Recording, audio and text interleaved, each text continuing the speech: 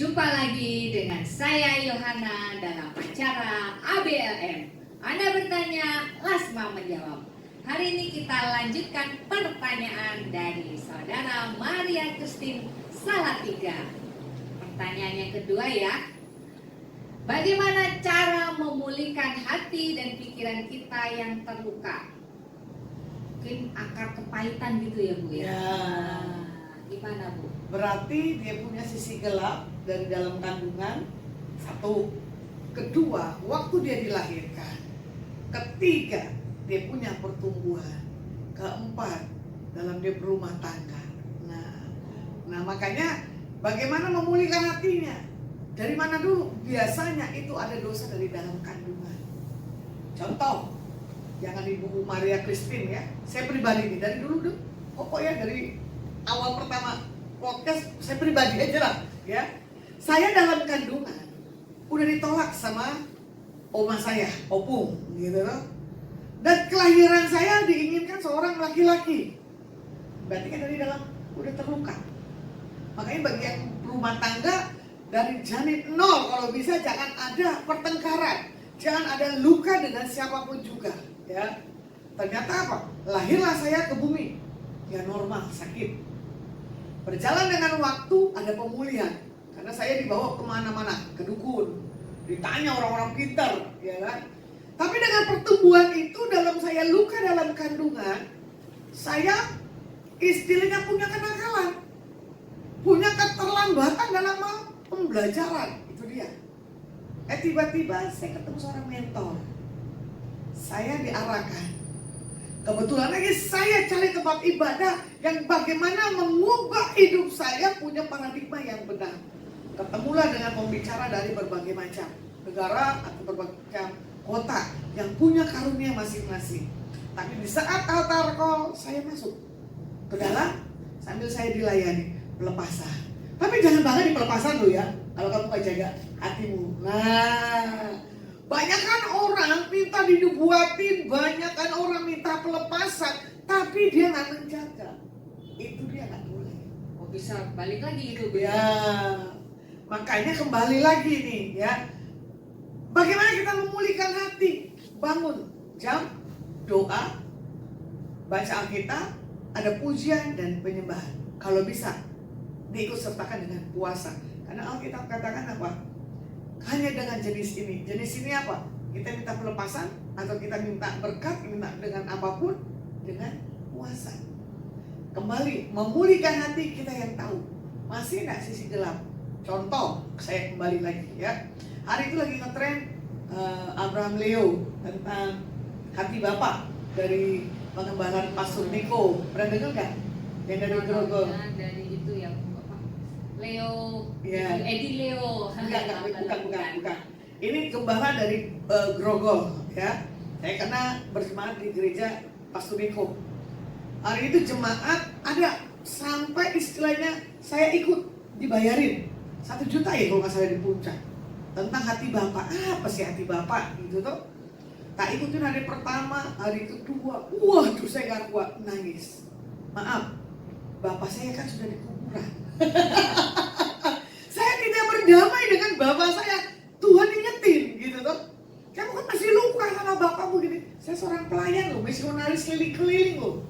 Sampai secara spiritnya saya bilang gini, Tuhan, saya tidak mau menyimpan luka dengan papa saya yang sekarang sudah ada di surga, di Hades bersama dengan Engkau. Nah ini dia. Saya pikir saya sudah beres, gitu. Ternyata enggak. Nah terkadang iblis membawa lagi nih masuk luka lagi di masa kecil kita lagi, tapi tutup. Jangan dinikmati, itu aja. Terus jadi gimana Bu untuk melepaskan? Apakah tahap maksudnya apa yang harus dia lakukan? Itu tadi tahap-tahapnya ya. Harus Miliki satu komunitas yang punya spirit yang kuat di lingkungan itu. di lingkungan itu. Karena saya bukan merasa sombong ya. Di saat saya tidak punya komunitas yang kuat, saya akan memble. Ya. Kedua, kalau saya tidak punya jam-jam terbang doa, itu juga sama. Memble. Godaan, tantangan banyak. Dan saya tambahkan ya, jangan selalu kita bawa saya terluka. Atau kita bilang gini, ya dulu saya diginiin. Jangan bicara dulu. Berarti kan kamu menimbulkan kembali, ya toh, tentang memori-memori di masa lalu. Kenapa? Kamu sudah ditebus dengan harga yang mahal, jadi tidak ada luka lagi. Gitu. Terus dikeluarin gitu ya, diomongin, Ya. luka ini ngomongin, luka ini ngomongin ke orang-orang. Ya. Gitu. Nah itu bisa balik lagi semuanya. Betul. Wah kacau nanti hidupnya. Kebanyakan pelayan Tuhan bilang begini, dari dulu hidup saya selalu dilukai. Waduh, dari dulu saya nggak pernah dipromosi. Weh, kamu punya Alkitab nggak? Kamu punya Tuhan nggak? Kalau kamu punya Tuhan, punya Alkitab, jangan memblek. Saya ini seorang betina, itu bukan pejantan loh. Seperti kemarin rekan kita ya, Pak Parma, Bu, bagaimana kamu bisa perkasa? Saya bilang apa? Perkasa saya duduk diam di bawah kaki Tuhan. Kalau saya pelayanan masih sehari ini, ada orang, nggak ada orang, saya akan mencari. Yang penting apa? Saya punya roh yang kuat. Dalam apa? Hubungan intim dengan Tuhan, jaga perkataan. Kebanyakan pelayan Tuhan suka gosip. Iya. Biasanya pelayan Tuhan sudah dikenalin referensi ini main di belakang. Nah, ya toh? Udah main di belakang, ngomongin orang yang dikenalin lagi.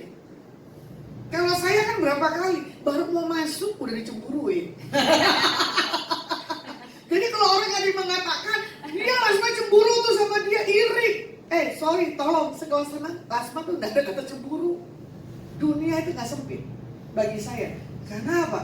Kalau Tuhan sudah kasih talenta, kasih karunia, kasih berkat dengan sikap rendah hati, tulus murni dan jujur, apapun yang akan tertutup otomatis terbuka. Amin. Itu aja. Wah, luar biasa.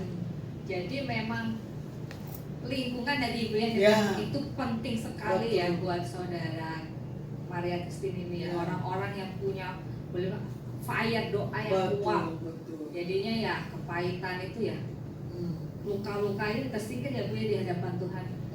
Lingkungan. Nah itu saudara Maria Christine, lingkungan yang menentukan orang-orang yang punya doa yang kuat Ibu ya. Suruh datang ke menara Ibu. Betul. Sudah ke menara. Makanya maaf, nilai jual saya tinggi. Haleluya. Ya. Karena apa? Saya jalan punya wibawa surga.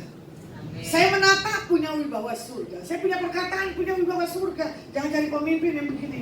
Mau jadi apa? Power ya Bu ya. Empower. Tulis susah rating tuh betina tuh ya. Bener gak? Single parent kemana-mana. Sorry, body saya masih bagus daripada bodinya dia. Tapi dia bisa berjalan berkilo-kilo, hancurin kuasa kegelapan. Kamu mau jadi apa kalau mental nggak punya wibawa? Ih, lu aku anak raja. Nah makanya saya bilang dengan siapapun saya jumpai tamu-tamu saya, cari pemimpin yang punya integritas, spirit yang kuat. Itu aja. Itu kayak nempak ya Bu ya. Iya Jadi nih. kalau lingkungannya semangat berapi-api menyala itu kena ya Bu ya. Kena. Pasti. Nah, Betul. lingkungan itu penting sekali ya. Dan lucunya begini, kemarin kan WL kita Parma toh, wajah kan pas-pasan, ya kan? Body juga pas-pasan. Pertama ketemu pun sudah marah. Kenapa kamu tidak punya pencitraan dirimu kalau kau dahsyat di hadapan Tuhan? Iya dong. Kalau dia nyanyi terasa sekali kok ada sesuatu yang dalam dirinya. Ya, jadi ada orang juga menyanyi mulutnya cuma cuap tapi lagunya udah ada. Udah gitu so cantik lagi begini lagi. Aduh. Dulunya nggak ada apa-apanya. Tapi setelah dipromosikan Tuhan, apa goyang-goyang lidahnya? Engkau buat apa Tuhan nggak perlu improv kecuali kamu tampil lah di Indonesia Idol. Belum tahu Ya? ya. Nah itu belum tampil. Sorry ya mengkritik buat para penyembah-penyembah yang sekarang ini. Terlihat ya Bu ya, kalau memang hatinya tulus sama Tuhan, orang bisa melihatnya. Ya, Sekelilingnya. ya. Tulus murni di hadapan Ya. Tuhan. Oke, bagaimana saudara Maria Christine sudah terjawab semua ya? Amin. Pertanyaan 1, pertanyaan 2. Baik, Bapak Ibu, jika ada pertanyaan-pertanyaan yang ingin Saudara sampaikan kepada ABLM dapat chat di WA 0877 8826 0871. Jangan lupa subscribe dan share ke teman-teman. Oke, sampai berjumpa lagi di episode ABLM berikutnya. Tuhan Yesus memberkati berlimpah-limpah.